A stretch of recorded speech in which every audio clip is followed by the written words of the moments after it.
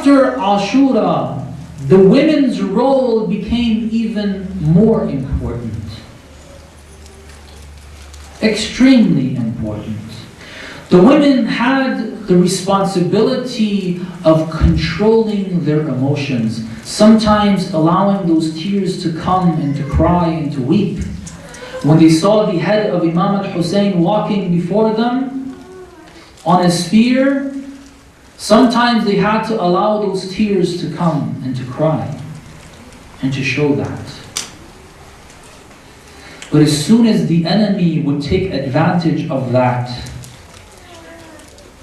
like Ubaydullah bin Ziyad did, and said, look at what Allah subhanahu wa ta'ala has done to your brother. The lady Zainab has been quoted to have said, what are you talking about? وَمَا رَأَيْتُ إِلَّا جَمِيلًا. I didn't see anything except for beauty. This is the role of women. Women made sure the message of Karbala got to Kufa and Damascus and Medina. The women made this possible. The women, with their eloquence in speech at the time when they had to speak.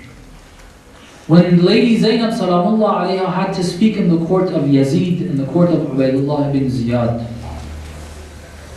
A man can't do that. Imam Zain al-Abidin doesn't do the same thing that the Lady Zainab does. She has to do this, the women have to do this.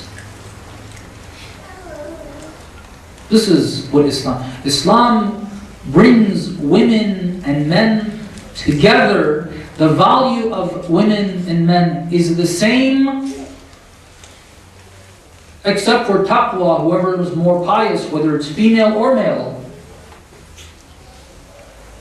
But in all walks of life, in all dimensions of life, women are present. But as a woman, not as a man. Not the way the Westerners do, that they make her a man and want her to come and take advantage of the beauty of the woman and say you shouldn't cover yourself so the man can enjoy himself. Instead of being limited to one woman as his wife, he can have all the pornography and all the living women that are walking around dressed up, and if they don't go out dressed up with makeup, then it's considered bad. Islam doesn't say that. It preserves the dignity of women, that value, the womanness of a woman, not turning it into a man. That's actually discrimination, because you are considering the value with the male and you want to compare the woman to the man and say she needs to be like him. Who says she needs to be like him? That's accepting that the man is superior. And you're saying she needs to be like him. Who says she needs to be like him? She needs to be a woman, the way she is, the way God has created her. And preserve that. This is what Allah subhanahu wa ta'ala teaches us. Sallallahu alayhi ya Aba Abdullah. Sallallahu alaykum ya ahla baytin nubuwwah. وما وضع الرسالة ومختلف الملائكة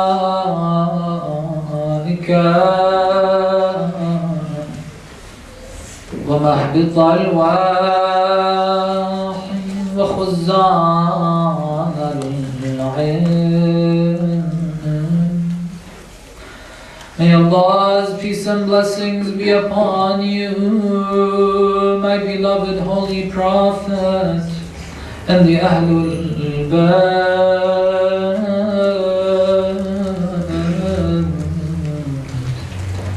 May Allah's peace and blessings be upon you. Angels, you used to come to you day in and day out. Sallallahu alayka ya Aba Abdullah. Sallallahu alayka ya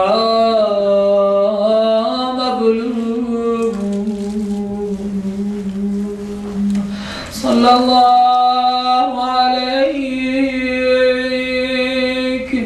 أيها الشهيد بكربلاء عطشانا. May Allah's peace and blessings be upon you, my beloved Imam al-Hussein, my oppressed Imam, the Imam of mine that was slaughtered by the shores of the Euphrates, while his mouth was dry with thirst. The people that had joined the Imam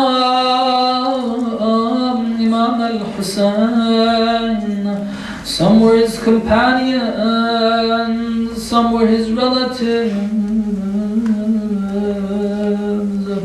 One of the younger individuals in Karbala that showed his loyalty to the Imam was the nephew of the Imam, Qasim ibn al-Hasan.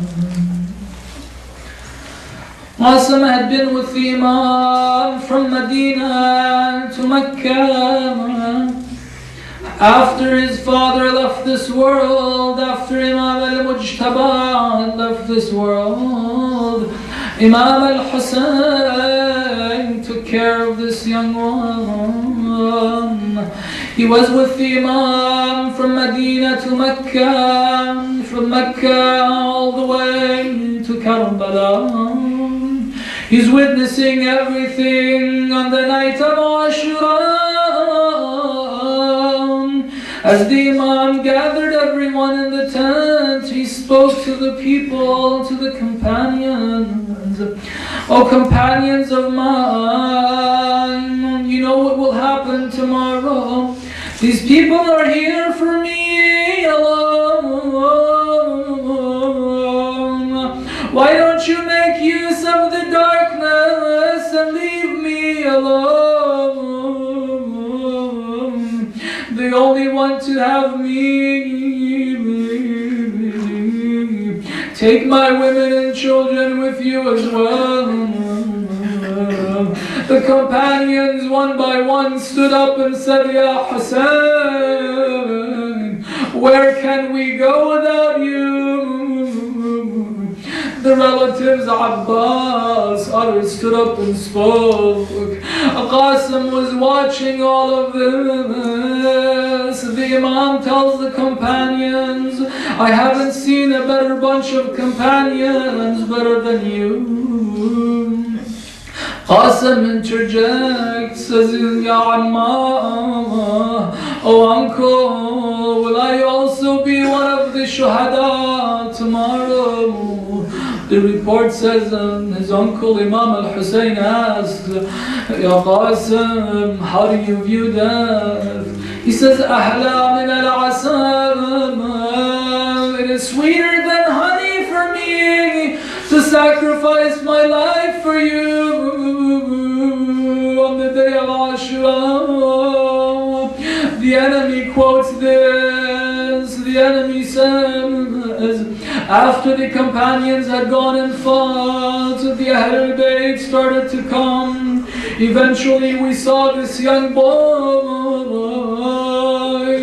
Qasim ibn al-Hasan, who could barely carry a sword. He wasn't tall enough. He had his shoes on, one of them was untied. Just imagine him asking permission from his uncle Imam al-Hussein. Ya Amma, do I have permission to go to the battlefield? Imam al-Hussein looking at this young one. Qasim, how can I allow you to go? Your father entrusted you with me. I have raised you. He eventually goes to the battlefield. He starts to fight. He starts to fight the enemy. After fighting a few individuals, one of the enemy decides, he says, I will go and kill the Qasim. One of the other ones says, have you no shame? He's still a young boy. He's seeing that Imam al-Hussein is watching. He went and struck the Qasim on the head. Qasim calls out, Ya Amma. Imagine what happens to the heart of Imam al-Hussein. Imam al-Hussein starts to run towards Qasim. He cuts off the arms of the enemy. He grabs a hold of Qasim, sets him in his lap. Qasim, it's difficult for your uncle to see you in this position. It's difficult for you to call your uncle and he can't answer you. Or if he can answer you, it won't be beneficial. ألا لعنة الله على القوم الظالمين فسيعلم الذين ظلموا من قلبهم